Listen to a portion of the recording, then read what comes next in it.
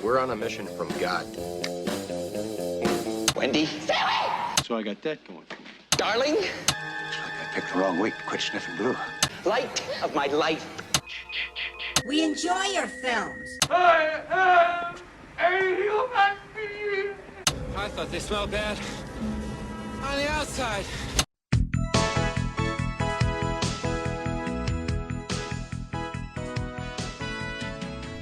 Welcome to Vintage Video, where we're rewatching the 80s so you don't have to. We'll be reviewing every major film release of the 1980s in real time. I'm Patrick O'Reilly. I'm Jesse Bayless. And I'm Richard Wells. And today marks the 40th anniversary of the release of A Small Circle of Friends on March 12th, 1980. It was written by Ezra Sachs, directed by Rob Cohen, and released by United Artists. The title is a reference to a Phil Ochs song. He was a protest singer who killed himself 4 years before this movie came out. The premise would more accurately suggest the title A Small Triangle of Friends, as it deals primarily with three characters. When the original director John Cordy stepped away, United Artists was reluctant to allow Rob Cohen to pick up the reins and demanded that he find a backup in the event he was fired from the film. But backup director Arthur Hiller was never called to action. They finished the film with the first director and apparently were happy with what they got. The score for the film was composed by Jim Steinman. And I hope you like it, because you hear it constantly. And it was probably less distracting at the time, but because Steinman later basically reused the theme of this film as the chorus for Bonnie Tyler's Total Eclipse of the Heart, I couldn't stop singing it over the entire movie. Like, there was a whole part there was later, and I was like, is that Total Eclipse of Turn Around? Yeah, and I kept singing it, and I was like, why are they playing this song in the 60s? Right. And Jess is like, well, it's not trying to be that song. And I was like, it sounds like it, but I don't. I think it's just the score. And then she looked it up, and she's like, same composer, same guy wrote both. So he just wrote it for this, and then later blatantly reused it as a hit song. But he's apparently the composer for Meatloaf. Right. Yeah. Which I'm like, I didn't realize that the same composer wrote Total Eclipse of the Heart as well as like I Would Do Anything for Love. But I'm like, because those songs always reminded me of each other, and I never realized why. Yeah, just their massive mid-80s power ballads too. But yeah, I couldn't stop singing it the whole second half of the movie. The production was kicked off the Harvard campus during the filming, and so a riot scene had to be recorded at Bridgewater State College. But they did sneak back onto the Harvard campus for whatever they could shoot discreetly. Were they kicked off because of the portrayal of the riot? I think so. Okay. Which you looked up and was a real thing. Yeah. Oh yeah, there was actually a riot at Harvard Square. Yeah. Yeah. And that would have only been 11 years prior, so maybe they were still a little gun shy about it. Yeah. We start in, quote, present day, as Nick Baxter sees Jessica Bloom getting into a cab and chases her down on his bike, eventually crashing into it to get her attention. Setting the complete wrong tone for this movie. Well, also we decided that the present day thing was a really awkward way to note the year that this is taking place, because you assume no one's going to watch it a day after 1980. Yeah, I guess it's not like they weren't expecting this to last. I don't know, because then shortly later they're like, now it's 1967. Yeah. You know, and so like then they have the date come up, and you're like, well, either you use present day and then 13 years earlier, or you say 1980 and then 1967. Right. Like, but mixing the two feels really weird. Yep. Because now I have to do math. So now we're back in 1967 on the Harvard campus as Nick's mother is dropping him off. He's a pre-med student getting ready to register for his classes. And inside the registration building, Leonardo da Vinci enters, pretending to be blind. Excuse me, blind. Excuse me. Excuse me. Excuse me, blind. The first of so many reasons in this film to hate this guy. Yeah. Yeah, he's quirky and fun. He's using a disability to get ahead of everybody else on the line. Yeah. Love that guy. I honestly wonder though if it's just of the time period that at the time people watching this would have been like, oh, that's kind of funny, like that's silly that he's doing that, or if it was people just going equally like, as offensive now. No, screw this guy. This guy's a jerk. See, if this was like Animal House, and they were pulling some kind of stunt, Yeah. It's like, okay, maybe I'll let it slide, but that's again the wrong tone for this movie. Oh yeah, this isn't goofy like Yeah. those kinds of movies. But yeah, so he pulls that off to get to the front, and then he says, I shouldn't have to take PE, right? Basically, because he's blind. And she's like, well, no, you shouldn't have to. I don't see. And then he said, I'd also like to sign up for creative photography. And she's like, well, you can't do that. Your eyes don't work. Like, she's so taken aback at the suggestion. It's like, I would have just been like, whatever, it's not my job to keep blind people out of creative photography. And when she's like, well, but how can you? And then he's like, I know I'm blind, but you can't tell a blind person not to do this. And it starts like lecturing on behalf of the disabled on his way out of the building as he's like folding up the cane that he was using to guide himself, and takes off his glasses, shouting about all these famous artists with disabilities. And the whole room breaks into applause like it's a dumb fake story someone made up. Well, he also ends it with like, you know, and so did this, and so did that, and why can't Leonardo da Vinci? And I was so confused at this point because I didn't realize that was his name. I'm like, yeah, Leonardo da Vinci did some good things. Like, I'm confused. Why wouldn't Leonardo da Vinci be allowed in a photography classroom? It didn't exist yet. They move into the dorms, where we're introduced to a nerdy Texan roommate of Leonardo da Vinci's who's showing off the knots that he tied as an Eagle Scout, which he has framed on the wall in their room. Well, this character goes nowhere, so it's... I don't know what we're bother being introduced to. Just go ahead and forget him. He's not going to come back. At night, Leo is almost caught with a girl that he had snuck into the dorms. I wanted to say something about that scene, because there's a line of dialogue that just had me cracking up for some reason. In which scene? The scene where he's meeting Haddox. Oh, okay. He's talking about his roommate. He's like, oh, his name's Leonardo da Vinci. Can you believe that? Said he's going to write for the New York Times. Yeah, that's the last line. He's like, he says he's going to write for the New York Times someday. And then Nick goes, Jesus. like he's Like, horrified. Oh my God, that's so shocking. It's like he's horrified by the prospect of this guy writing for the New York Times. It's like, what a mediocre goal for someone who is at Harvard right now. Like, okay, yeah, you write for the New York Times. There's a lot of Harvard graduates that write for the New York Times. It was just a really great line read, and I don't know what it was supposed to mean. Yeah. I think that might be, like, this seems like several times in this film where they're implying that being liberal back then would be shocking.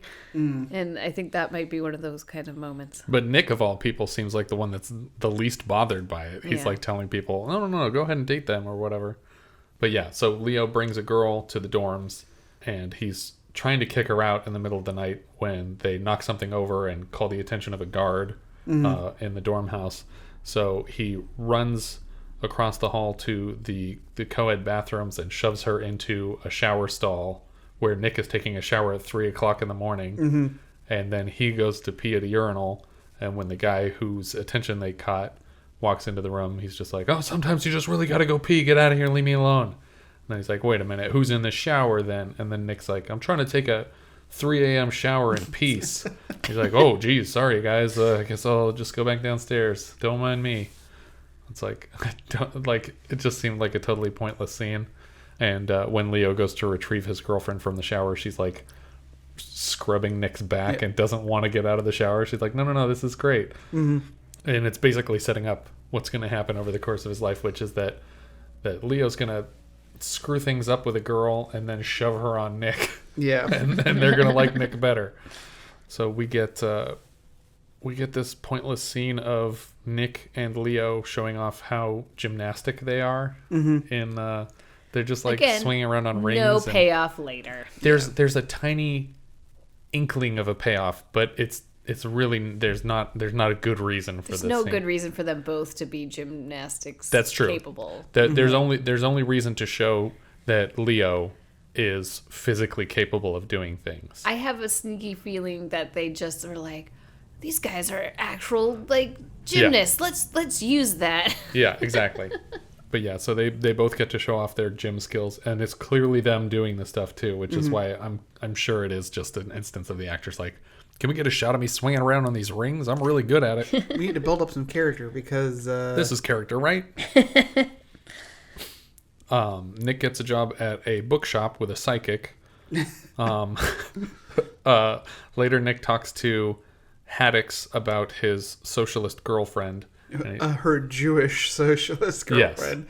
Yes. He's like, I don't know if they could handle me dating her, and she's Jewish. It's like, oh boy, you're just really letting your parents down, I guess. Like, Your what poor is this Texan about? family has to deal with your Jewish socialist girlfriend. Oh, they'll have to deal with more later. Yeah. But Nick is just like, well, if you love her, then just go for it. It doesn't matter. And this is the first time anyone's telling Haddox that in his whole life. So I guess he's just like, all right, well, whatever. Nobody's looking. I'll do what I want.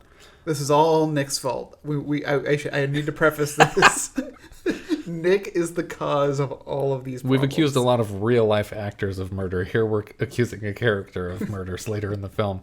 Leo and Nick go to a bar where they share their crappy dad stories. Mm-hmm.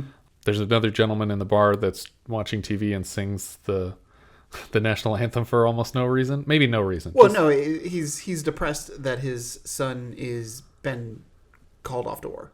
Yeah. So he's That's why he's there drinking. That's why he's there drinking. He's depressed, and he's trying to show that he's proud of him, but also horribly upset that he's probably going to go and die.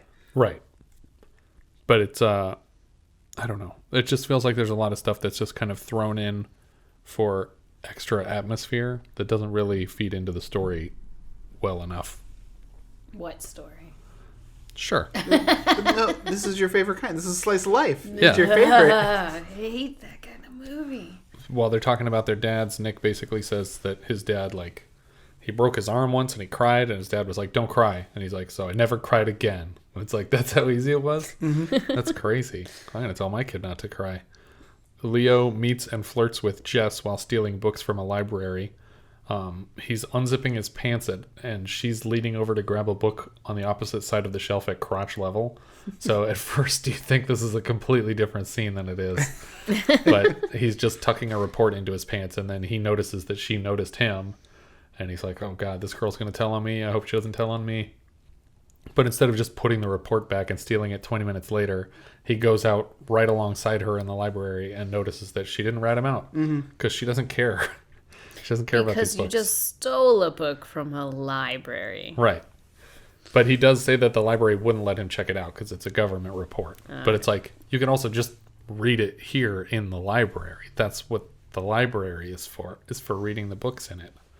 The Crimson shoots down the story that Leo is trying to pitch, and he gets really mad about it. So he goes and he gets Nick, and they break into the Crimson offices after hours with the most pointless use of this tool. Like, they're trying to show that he's like, oh, he knows how to he's streetwise and he knows how to break into stuff, but he uses this tool completely wrong, and he breaks the window in a way that it would have just made more sense to throw a rock through it. Yeah, it like, because he's like had this crazy suction cup thing, and you think like, oh, he's gonna cut and then pull the piece out. He's trying to score the glass, and then he tells Nick to turn away, and he just yanks on it and tears it, and he tears it out like diagonally out of the glass, and there's just shards hanging out, which he has to punch into the room. I mean, it's not like he saved them any work because he cut half of the pane out. So it's like, you're gonna have to replace the whole thing anyways. You might as well just punch it out. Yeah. And so they go in and they take this story that Leo wrote that the school paper wasn't going to publish, and they just put it in every copy of the paper. Mm-hmm. And then they go home and they go to sleep, and the next morning they wake up and they're like, oh my God, that thing that we did still happened. Like, they're acting like so surprised that it worked when their master plan was putting two pieces of paper into another folded piece of paper. Yeah. I also love the scene when they run into the cafeteria and everyone's reading it. The sweeping score comes in, and I feel like I'm at Hogwarts, and Harry just got a broom. It does feel like the music is very heavily saturated here and completely unnecessary. And they're like hugging each other like it's the happiest day of their lives. When in reality, what would happen is, because these 2 pages that they slipped into the paper are goldenrod for no reason compared to the rest of it, they would have just been pulled out and unceremoniously thrown away immediately. It's like, oh, someone put a bunch of stuff in these. Is this supposed to go out? No, toss it. But for some reason, everyone's, not only are they reading the school paper, but they're reading these little flyers that someone tucked into the school paper. And we should mention that the article is about the man at the bar, Jimmy, right? Who was upset about his son going to war. Which, although it does affect these kids, I would be surprised if the entire school was reading that article in the cafeteria at the same time, the way they portray it here. Leo has an eye patch for some reason. He got into a bar fight. Yeah, but we don't see the bar fight. And we don't It's get more any interesting indication that he that gets way. drunk and gets in bar fights. Like, that doesn't happen in this movie. There's a protest outside of the dean's office with the pouring rain coming down. Yeah. And Haddox is leading it, and he has an interesting line about that it's too rainy for other liberals. Yeah. Like they're not committed to. We're the extremists. Yeah, they're not committed to the cause like we are. More foreshadowing. Right. Leo tells... Does he tell two different explanations for the eye patch? Because he says one thing to one kid. Oh, you know how it is. You go to Washington, you cover marches, you get hurt. And then when Jesse asks about it, he says that he got in a fight and it was too gruesome to talk about. Yeah, it's like you want to know how I got these scars? Kind of conversation.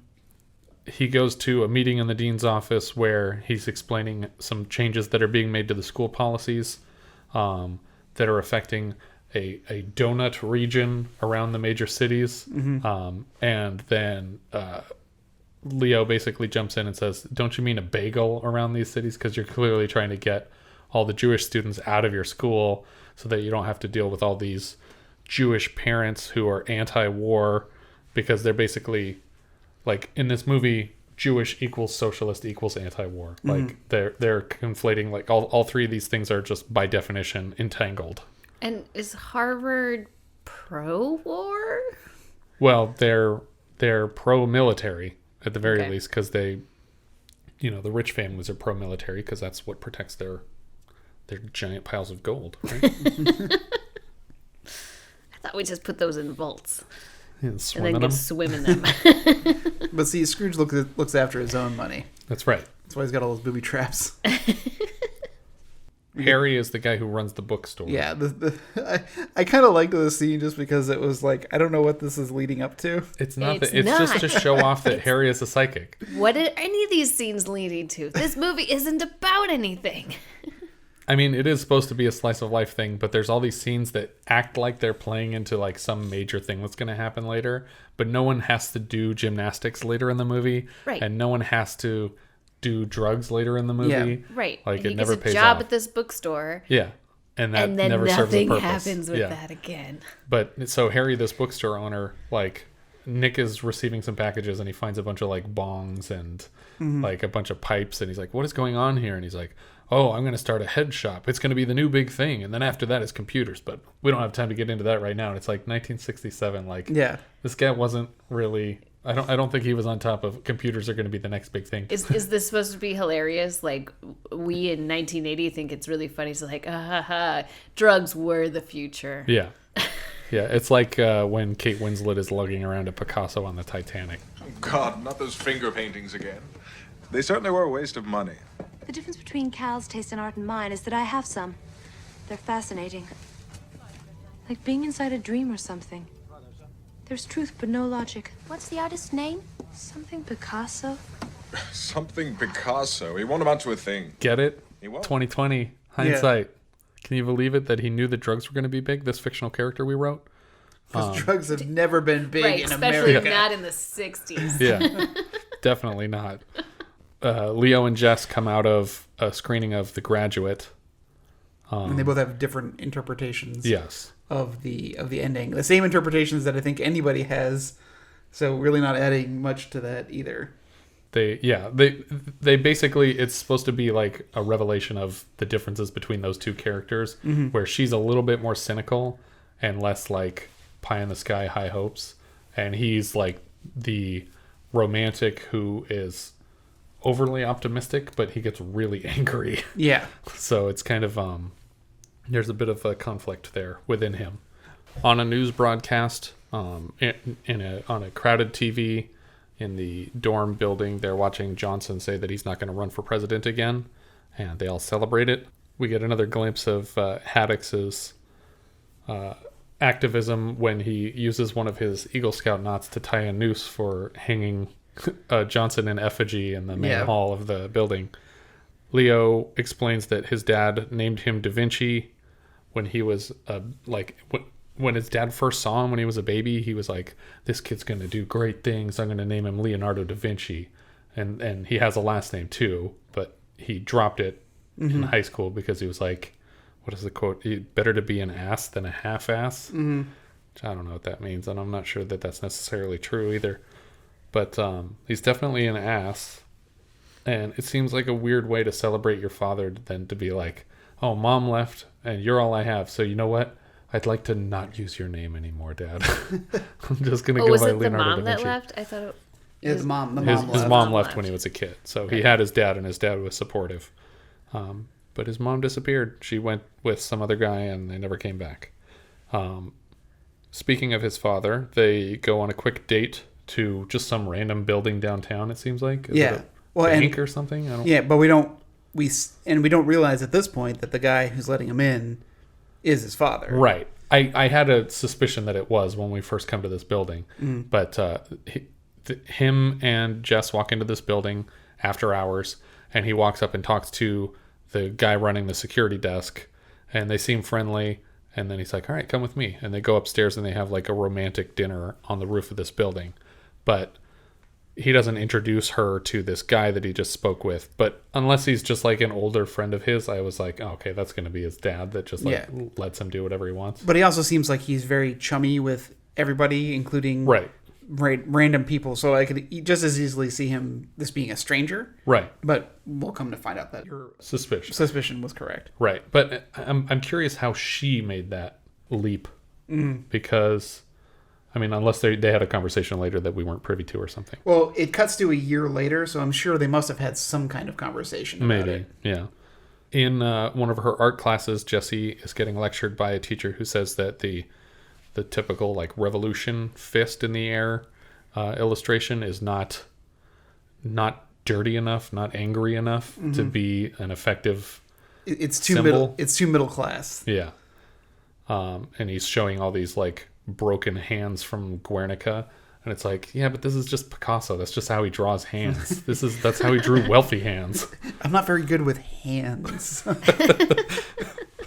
But yeah, and she's taking this very much to heart, that she's saying, oh well, you know what, revolution can start with good iconography. I'm going to go back and fix this, and we're gonna change the whole revolution by just... Is that the lesson she got? I mean, I realized that she came away from it thinking, I should do art for the revolution, but like his whole speech about like, oh, the length of the fingers and the evenness of it, like it was so snobby, obnoxious that it was just trying to find an excuse to call this thing bad. That I figured that was all it took to get her to be like, yeah, that's a bunch of bullshit. I'm gonna go. Yeah, she should have just been like, okay, boomer, and walked out of the room.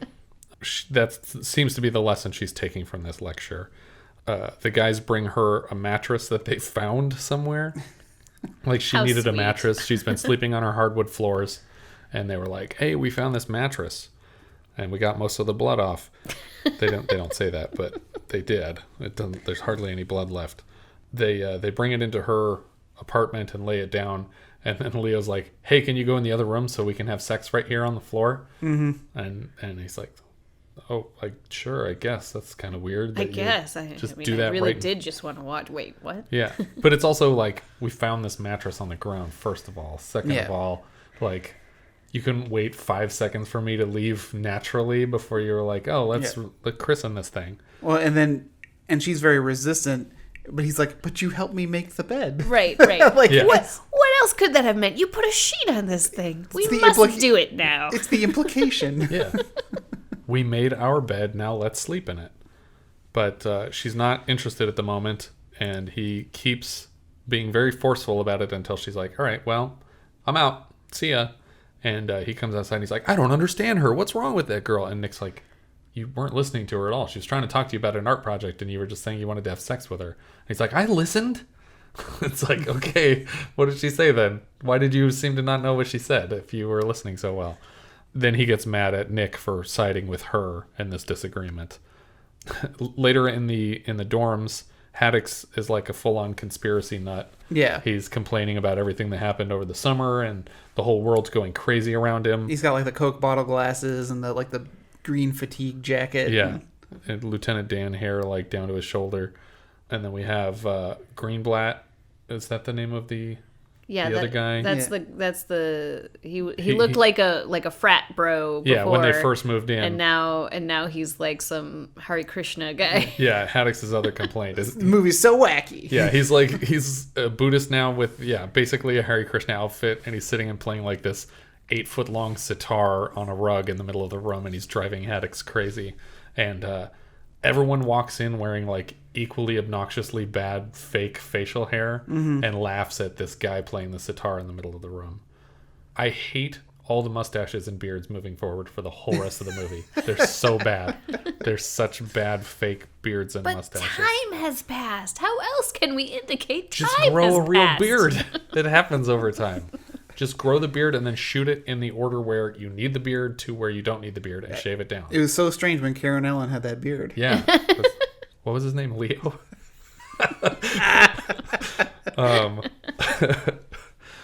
Yeah, so they have that big fight, but then we immediately cut to she's working in the warehouse. Right. And Leo shows up like they're all still Like it's happy. nothing. Yeah, there's no apology. We don't see any of the calming down. We just see... This happens several times in the movie where we just jump cut to, I guess time has passed and we're cool with each other again.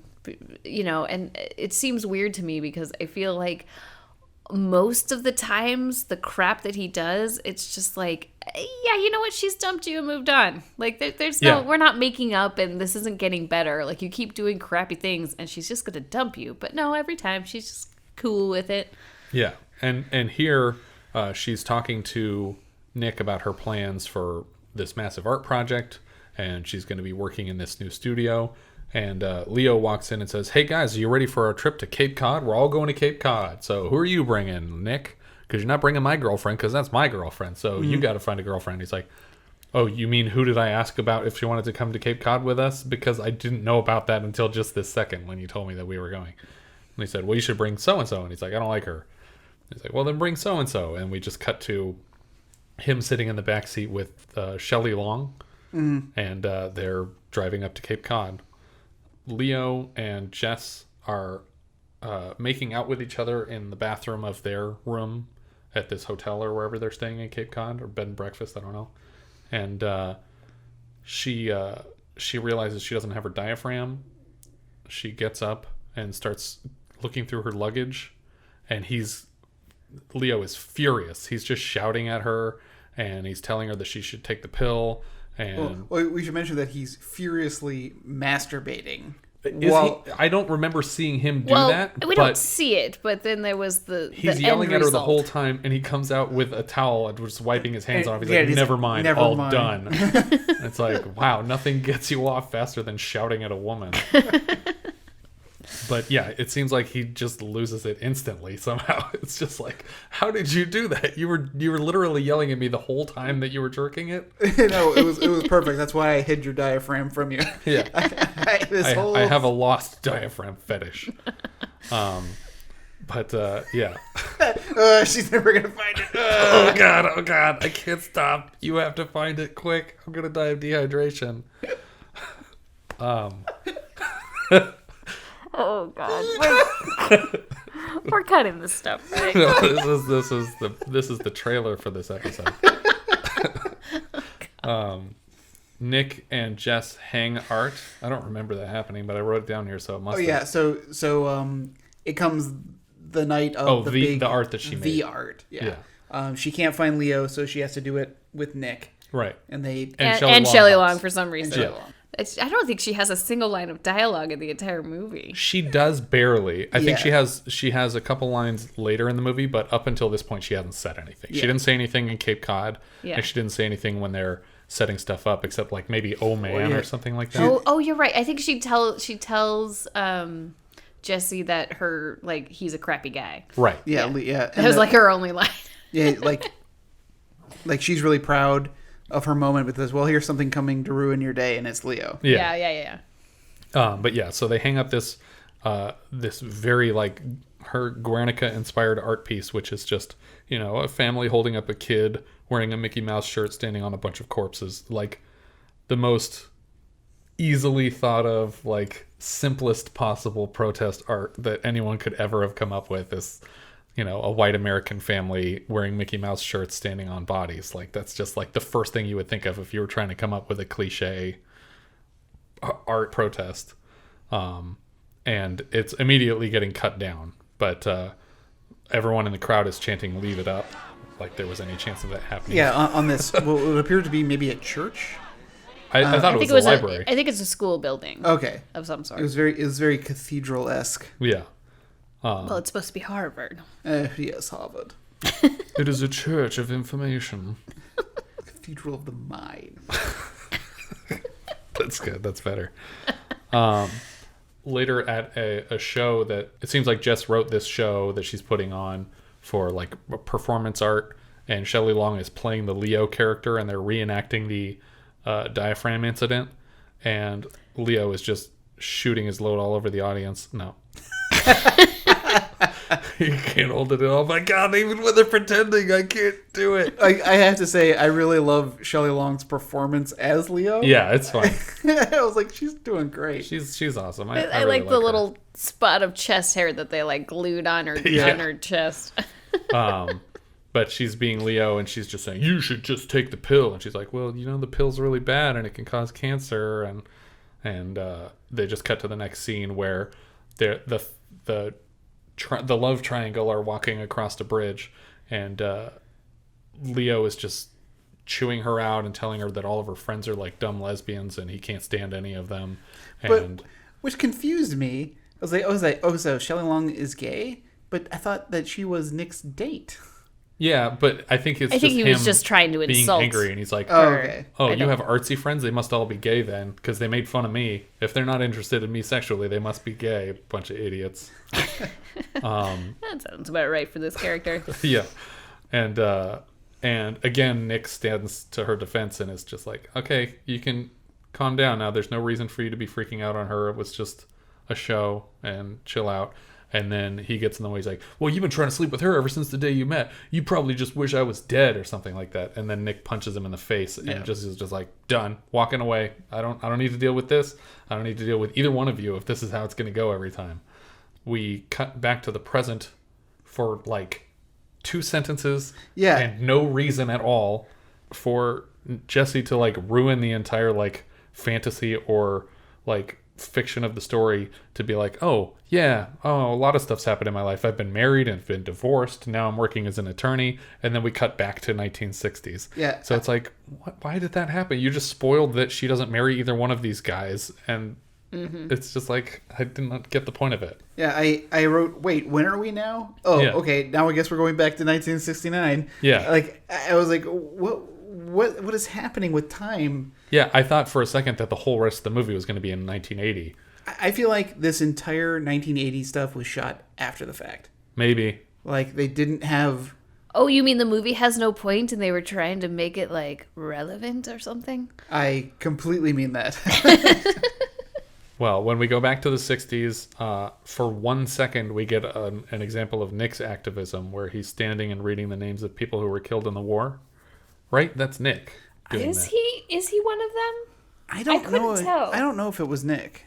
I thought it was him standing on a pedestal reading the names of people. Because he's too busy with his doctor medical stuff. Yeah. Because when they cut back, I thought it was him. I thought it was him too, but I think ultimately I don't think it was. The problem with the 60s is that everybody looked the exact same. They all have shoulder-length hair and big fake mustaches glued on their heads. So funny you should mention their hair. So that article that I sent you from. Oh yeah. This was from an MIT newspaper from May of 1979 called The Tech.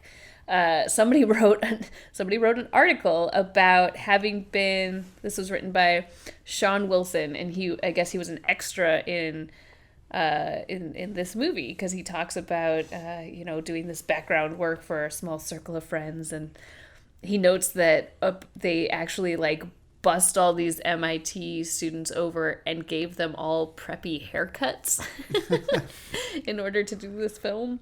And he also notes a couple other interesting things in the article. He says that they shot on a couple different college campuses, MIT, Wellesley, Emerson, and some others because they were asked to leave Harvard because of the disruption they were causing. In quotes, disruption in quotes. So it's more than just that riot scene that was the problem then. Well, or Harvard was calling that riot scene a disruption. But they were never going to shoot that on the Harvard campus, I don't think. I don't know. But they must have been enough of a problem. Anyways, we should get to the riot scene. Sure. A riot breaks out on campus. And this is Shelley Long's other bit of dialogue. She's a photographer in the midst of all this chaos. And Leo is coaching her through, okay, get all the pictures you can. Okay, get pictures of that, get pictures of this. And she's taking all these pictures. He's like, okay, do you have enough pictures? Okay, you have enough? Okay, now run. Get out of here. Well, yeah, because she's starting to get a little uneasy. Right. And I think that he's just trying to say, do you have what you need? Because if you don't, you need to stay. But if you do, then there's no reason for you to be here. Yeah. But Leo sees Haddox has been like beaten and bloodied by the people trying to stomp down this protest. And this is based on a real life event that did happen in Harvard Square. There was a riot. Yeah. And Leo grabs Haddox and takes him to not a hospital doctor, which would make sense also. But Nick, he's takes almost him to, as good. A rat doctor. A rat doctor who deals primarily with rats. What is he doing with the rats? Does he go into his experiments? No, he just says that he's working with them, and then he's got one named Leo. Yeah. Because he never stops. He won't stop running. Yeah. So he brings... I think that was supposed to be really deep. It probably was supposed to be. Poor guys. But yeah, so Haddox is brought to Nick, who fixes him up, and then he's like, all right, time to go get beat up again. And he's like, how about you don't do that, and you take some time to not succumb to a concussion. And he says, nah, I should be out there protesting. And he leaves. So this might be the beginning of his official, like, hardcore mental illness. He got kicked in the head too many times here. But Leo, the next day, they're reading out the draft numbers. They have a lottery system. Right. And the balls have birthdays on them as they're pulling them out. And if your birthday comes up, they're going to pull out, 300? They're going to pull them all. Did they hold a year? Yeah, they do the whole year. And they said the first 125 are basically guaranteed to go. Correct. And he's third. Yeah. He's the third name drawn. Yeah, his birthday is December 30th. And so we find out. I feel like it would have been more interesting if we'd seen earlier that his birthday was December 30th, but have it be like, oh, it's the last day of the year. And it's like, oh, it was your birthday yesterday. Like, so that we as the audience knew that it was Well, that would involve shooting scenes in this movie that actually set up to have a payoff later. That's true. Which we don't do. We set up scenes that have zero payoff. Yeah. So he loses it because he's basically the third birthday that's going to get shipped out. And he's terrified of dying in Vietnam because he has all these grandiose plans for how he's going to live his life here in America. But he also refuses to pretend that he's not physically fit enough to serve. Yeah. He refuses to go to Canada. He's like Canada.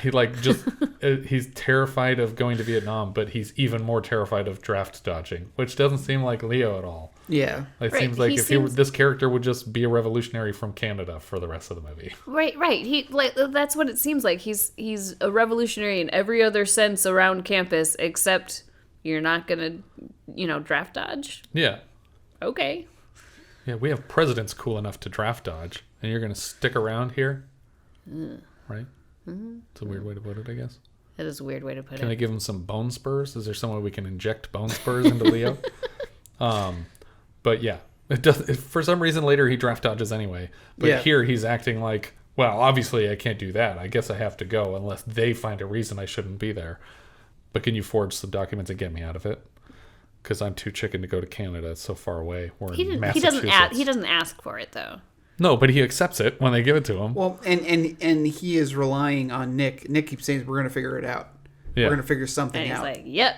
Yes, you will, Nick. Yeah. Solve all of my problems, Nick, and cause more problems for Haddox. Haddox finds out that Leo is, freaking out and not leaving his apartment and just drawing up all the statistics for how many people are dying every year in Vietnam, and he invites him to the underground. He wants to get him off the grid into Haddox land, and Leo basically turns him down. It doesn't really respond, but basically turns him down. Nick says, hey, we should take Jess out. It's her birthday. And Leo says, I'm pretty messed up right now. I don't think I can do it. Why don't you take her out? You guys have a good time. And so he does. And of course they have sex because Leo's not around for 5 seconds, finally. And everything goes according to both of their plans, probably. Nick decides that he's going to go back home and fake all these medical records to get Leo out of the draft. Yeah. And there's like a whole thing where he comes home and he's like, Mother? And I was like, ooh, is Mother dead? Did something bad happen to the mother? Yeah, she's been dead for 2 years and he never called. Well, yeah, because like he's never checked up on her, but I guess no, she's just not home. Yeah. But she might have objected to him forging medical documents in his father's name. Yeah. Ruining their legacy. But it seems like that's the point, is that it's like, well, I can still be a doctor as long as my dad's the one who did this illegal thing. So I'm going to do it on all of his letterheads and make it look like he had that Leo had a childhood history of asthma. That's what it was. It's like it had to have happened since he was 12 years old. Right. So obviously it has to be a doctor that could have treated him when but he was also, 12 years old. if it were found out, he wouldn't be incriminating anyone alive. Because it would just be like, oh, this is fake. And it's like, oh, well, go arrest my dad. I'll just tell you where his plot is. I think Nick could be accused of this crime. Right. They would have to prove that, though. But his name probably isn't on this paper. His first name, anyway. This is where the music starts to blatantly be just Total Eclipse of the Heart for the whole rest of the movie. Mm-hmm. Just different sections of the song. They rush to the base where they're doing the physicals on all of the people getting drafted, including Daniel Stern, whose strategy is to just pretend he's crazy, because that used to get people out of service, but apparently that's not the case anymore. But they're unable to get these forged documents into Leo's hands before they get him into the building, and so Jessie decides she's going to call in a bomb threat from a payphone on the base, which I feel like would get tracked pretty quickly. I don't know. Well, I mean, yeah, I guess they could trace calls, but probably not as efficiently as they could today. I just thought because it was a landline and because it was from the actual base that it would show up somewhere that person's calling from here. It was 1980. Well, it was 1960. Wait, okay, true. So maybe not. Either way, she calls in a bomb threat, which I also feel like, in addition to potentially being traceable, would be a thing that would happen a lot for people that are trying to get their loved ones out of the service. Yeah. But they take it seriously enough that they tell everyone to get out of the building, even though they're all in their underwear. And as Leo's coming out, Nick runs up and hands him all the paperwork. And he says, hey, this is going to get you out of service, so use it. Also, Jess is my girlfriend now, and she's going to stay my girlfriend. So if you want to hang out with us, that's cool, but I'm trading you your life for your girlfriend, basically. Oh, it was a tradesies. I get it. Tradesies. And I like I thought for a moment he was considering just going to Vietnam. That's what I thought that was going to be. He's like, fuck, I'm just going to go. Yeah, I thought he was going to take the thing and be like, no deal. Throw it on the ground. But yeah, so the next day Leo shows up at their house pretending to be blind again. Well, this is the next day. This is years later. Years later when he comes back from Vietnam. Yeah, that was 1971. So he didn't go to Vietnam, did he? No. He turned around like he was going to walk back in, and then came to his senses and then just left. And that's and then it fades out and fades back in 1971. Yeah. So maybe it's taken him a couple years to forgive them for caring about each other, I guess. And he knocks on the door with a can and pretends like he's blind. It's so funny when we it's like when we met, disabilities. And I was faking a disability just like I did to get out of service right now. Well, shouldn't he have then just pushed a naked girl into the house? Wouldn't that have been more when they first met? Yeah, it's a better. Actually, the first time they met was through a door where he was just saying, "Do you want a beer?" You're right. That's not a callback because nobody else was there. Like, is Nick in that first scene when he pretends to be blind? Oh, but they don't know each other. Yeah. Right. But I just think that's really funny if you're referencing something that we didn't experience together. It's like, get it? Didn't you hear when all the people applauded me when I did that? Yeah, I heard you said that everyone applauded you. I don't believe that for a second. It's not a believable thing that would happen. they have a weird third wheel vacation. No, they have an intended third wheel vacation because it moves into a threesome. Yeah, but it's... Did I zone out during the threesome? They have a threesome. Happen? Do they? Yeah. I don't remember a threesome. Richard unless watched it a involves different movie than lobster.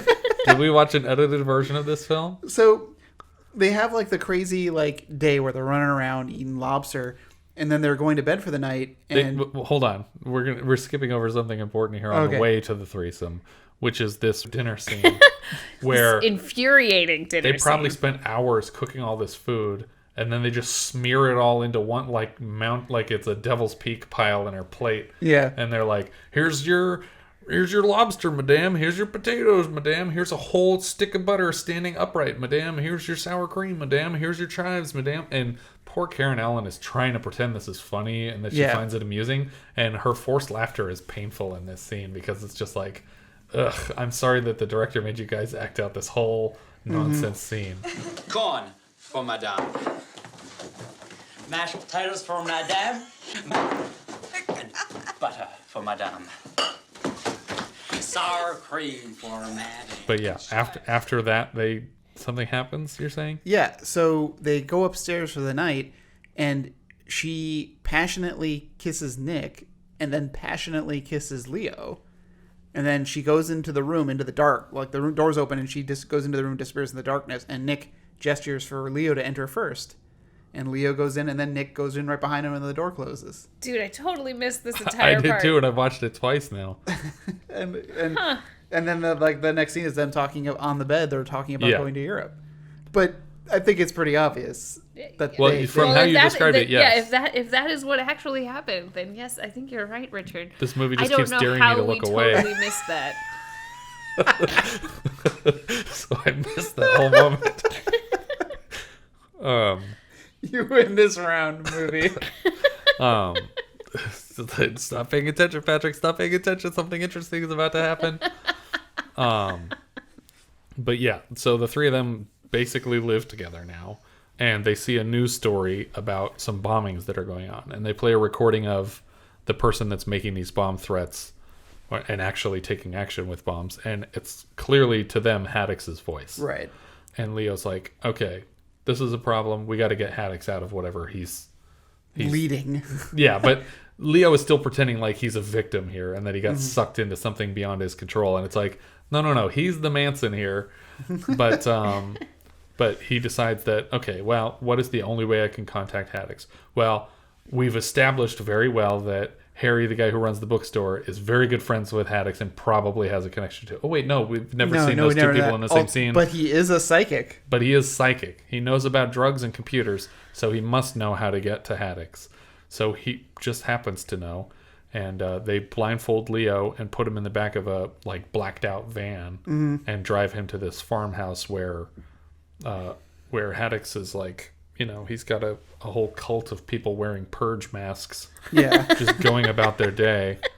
Trying to assemble bombs with very cumbersome masks on. Yeah. Well, are they wearing these masks so they know that Leo's coming, or do they always just all wear masks? I think it's because they know Leo is coming. Okay. But do they all have masks? Yeah. All of them except Haddox.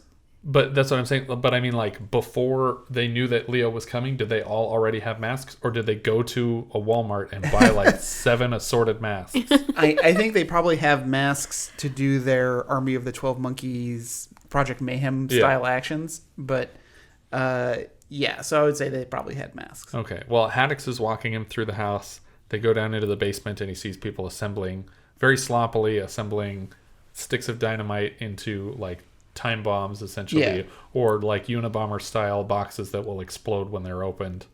And the two of them sort of retreat to the kitchen table where Leo, does this last ditch effort of he's like, these people are crazy. You need to get out of here. These people are insane. He's like, I am these people. I'm a part of this. You can't separate me from them. And he says, look, maybe it's time to put the hate away and just get on with your life and start to accept how the world works.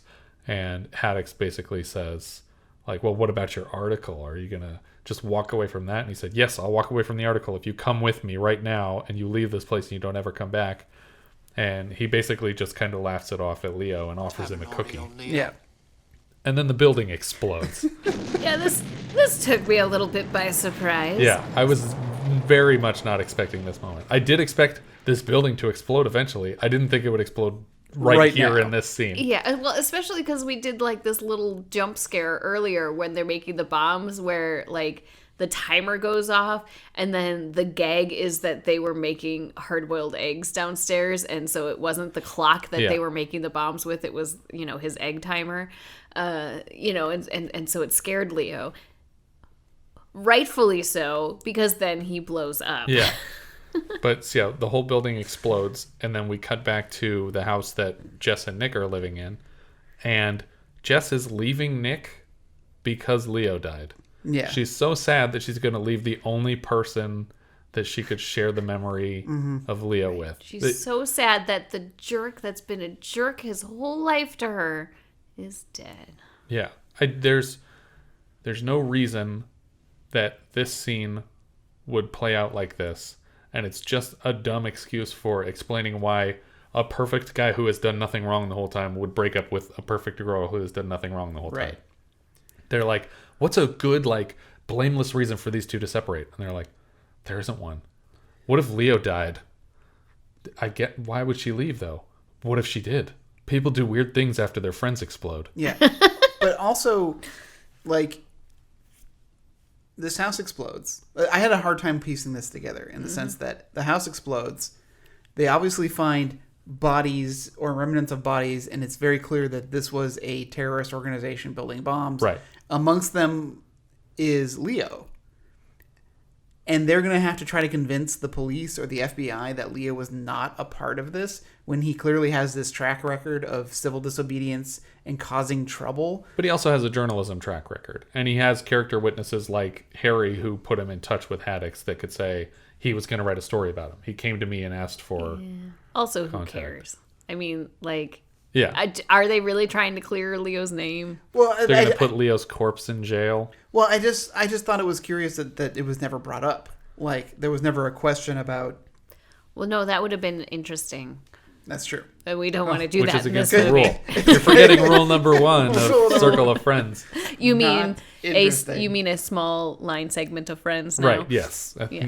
At this point, we've slowly brought it down another point. Well, and she takes a bunch of Leo's things to his father. Yes. Which is mostly just clothes. It's like really nothing significant. Yeah, this is great. Thanks. I'm going to fit in my son's clothes, you idiot. So meaningful. Here's I'm a gonna- suitcase of old crap. I'm going to drop them off at Goodwill. How about his typewriter? Or that hat he was wearing. That really nice hat with the like pencil in it, like he was a journalist. Yeah.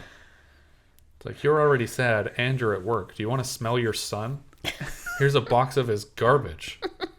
Thanks. There's a diaphragm in there somewhere. I can't find it. And the dad's like, in the present again, for no reason, Nick explains, I'm a psychiatrist. And she's like, oh, that's perfect. For some reason, I'm not don't know clear why. You haven't done anything psychiatric.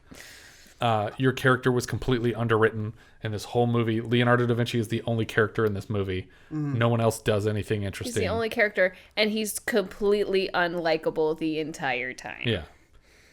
Nick chases her cab again because she's about to leave in it. And how mad is this cab driver? First he gets into a car accident with this guy. Yeah. Then he You has think to it's wait. the same driver? He has to wait for them to have this conversation. They stood there for an hour and 45 minutes talking about the 60s. And now he hits my cab again. Yeah. It's like, do you guys really need to say this to each other? Weren't you both there? Why are you telling this whole story to each other? Yeah. This is information you already have. And some of these scenes, like, you're not both there. Okay, whatever. The cab driver's like, you weren't even there. How would you have even known about that? How do you know what Leo was doing in the room before either of you met him? None of these were flashbacks. No, I He know. wasn't recounting this Yes, story. I know. But maybe that's... Oh, okay. No. Leo's the cab driver. Oh, twist. Well, I was going to say, like, no, that's great. That explains why he got in the bar fight and they don't know why. Because... He's the ghost of Christmas past. Well, because neither of them were there for that. But then I remembered, Leo did have it. I was thinking, wait a minute, does this movie like actually really great? Because there are no scenes where neither of them is like... Yeah, like there are no scenes with them without Leo. So when Leo's away on his own, we don't know what he's doing unless there are other witnesses there to tell us the story. But then there was the final scene where he blows up, so it takes the whole thing away. That's true. Darn. I'm gonna make this movie missed once again. I'm gonna make a re-edit of this movie where it makes it so. It's just them hearing that the house exploded. Yeah, it's significantly less interesting than an already dull movie. But yeah, that's the end of the film. Is that he gets in the cab with her, and it seems like this is a direct Graduate reference that we're seeing them.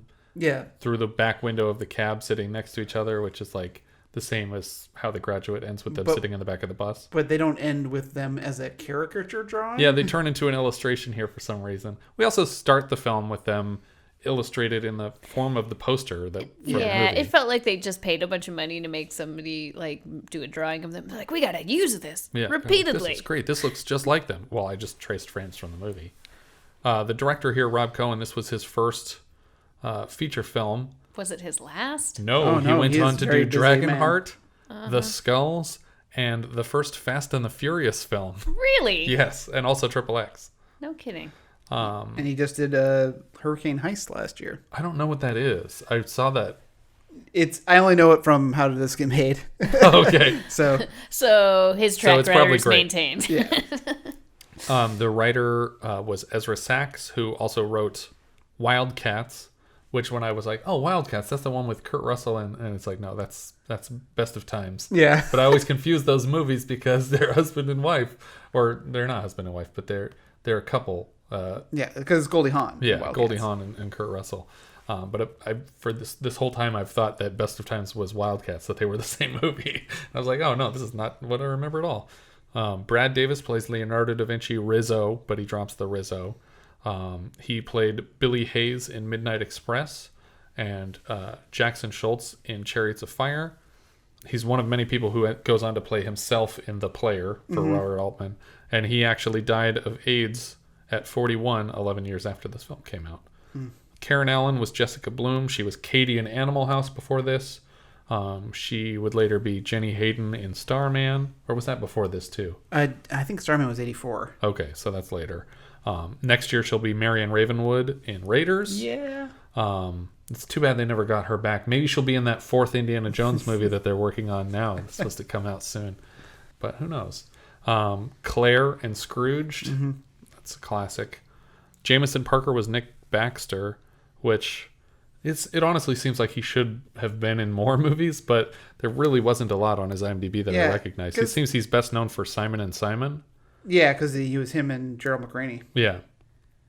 But he didn't do a lot of other big movies. Shelley Long was Alice. She obviously went on to be Diane Chambers in Cheers. Anna Crowley in The Money Pit. She's basically like the Katherine Heigl of the 80s. Yeah, we can't not mention Troop Beverly Hills. Right, yes. In which she is glorious. Yeah. I like this analogy. She walked away from a lot of jobs that were very kind to her, and her career suffered as a result of it seems like. Gary Springer was Greenblatt. He plays Andy in Jaws 2. He's Stevie in Dog Day Afternoon. And this was his last film, but he is still around. I'm not sure why he stopped acting after this. Daniel Stern was the crazy kid. People obviously know him as the Home Alone character or the narrator of The Wonder Years, which I think is supposed to be the adult voice of the Fred Savage character, right? Yeah. And City Slickers. Apparently he's the voice of Dilbert, which I didn't realize until I was looking it up. That makes sense. Another movie I really like from him is Very Bad Things with Christian Slater. Man. I can't watch that movie anymore. It's so good. It's really upsetting. But have you seen that? I haven't seen that, but you know what a big Christian Slater fan I am. Yeah. Will I be after I watch this movie? It's good. Okay. I like it a lot. The cast is incredible. Yeah. And Cameron Diaz is in it. She's amazing. Jeremy Piven is in it. He's amazing. Everybody's really, really good. That sounds good. It's probably one of my favorite things from all of those people. And Daniel Stern was also Ben Savage's father in Little Monsters. So he worked with both of the Savage Bros, as they're called in their porn films. No, that's not a thing. I just made that up. David Hollander played the editor of the Crimson in this movie and was the actual editor of the Crimson during the events of the film. Yeah. Thought that was pretty interesting. Yeah. But that's all my factoids. Jess, what do you think? Up or down on this one? Oh, it's a big down. Richard? Yeah, it's a no. It's a pass. Yeah, an open out on this also. Letterboxd. Oh gosh, you want to start, Jess? Yeah, it's going pretty far down there. Let me look at this list here. I think it goes at the bottom. Really? Wow. Maybe. Wow, it's so hard. Wow. Okay, I actually liked What's on the bottom of your list now? Caligula. But like I actually like, and you know how much I didn't like this movie. I actually like Just Tell Me What You Want more than this movie. I'm actually 100% with you. I'm putting it right under Just Tell Me What You Want. I think I'm putting it right under. The problem is that it's so different than Caligula that I dislike them each for very different reasons. Sure. And so I'm struggling with what the actual bottom is. Yeah. And I don't know I don't know which side of Caligula to put this on. I don't know. You're making me pick. It's like a Sophie's Choice, but it's the other way around. Choice with shitty movies. Which kid do I want to give away? Richard, what are you doing? Yeah. Well, I'm actually putting it up a little higher at the bottom. A little higher at the bottom. Yeah. Still the bottom on my list, but higher. Because once you get past, I'm calling it the Windows threshold. Everything it's called the sill. Everything after that is just like, burn it. Yeah. Yes. But so it's going to be just below Windows. Okay. So Windows so is it's a still burn it. This is a burner. That's still so a cutoff. funny. Oh my god. I 100% agree with you in the Windows threshold of the 1980s. Yeah. That is hilarious. That's Windows is just as much as I can tolerate. Honestly, I only have 2 in my burn it category. With the Windows threshold? No, with the Windows threshold, I have 4 movies below Windows, but I wouldn't burn anything until Fatso. So where is yours? Just under. Just Tell Me What You Want. All right. I think maybe I'll put it between Caligula and Just Tell Me What You Want. Okay. All right, that sounds good. I think that's about everything for this one. If you guys have any thoughts you'd like to share with us, we are Vintage Video Pod on Twitter, Facebook, Instagram, and Letterboxd. Or as we've said multiple times, you can find each of our full movie rankings for the year. We can also be found at vintagevideopodcast.com. Please consider rating us on iTunes to help people find the show. It does help people find the show. It brings us up in the ratings, makes our numbers better. Numbers are good, unless they're bad. And if you take the time to leave us a review, we will thank you personally in an upcoming episode. If you're feeling especially generous, you can support the show through patreon.com/vintagevideopodcast. Thank you so much for listening, and I hope you will join us next time when we'll be discussing Defiance, which according to IMDb is about the following. Tommy takes up temporary housing in a New York City neighborhood plagued by a violent gang called the Souls. We leave you now with the trailer for Defiance.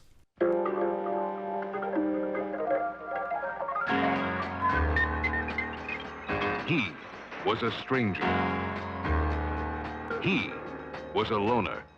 I'm just passing through. I mind my own business. This concerns you, too. No, it doesn't. He wanted no part of their world. You think this is what I want, this rat trap you live in? Just think about this. They're gonna be able to take your whole stupid life and stick it in that duffel bag of yours. He wanted no part of their problem. Used to be a nice place to live in. Right here. This neighborhood. All of a sudden, it's changed.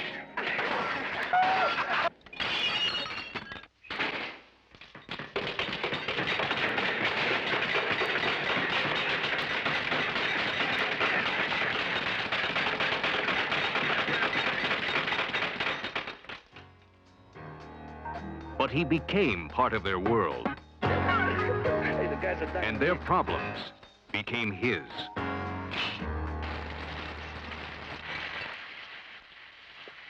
You're finished, big man. You're dead. The more he tried to leave, the more he knew he had to stay. Hey, pull over!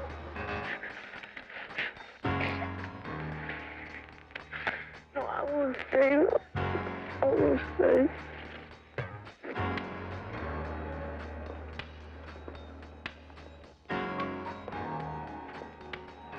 They all lived in fear.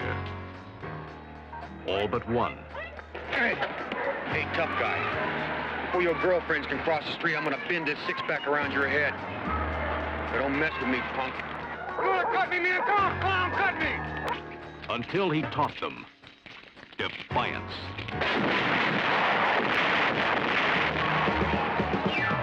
Jan Michael Vincent, Teresa Saldana, and Academy Award winner Art Carney.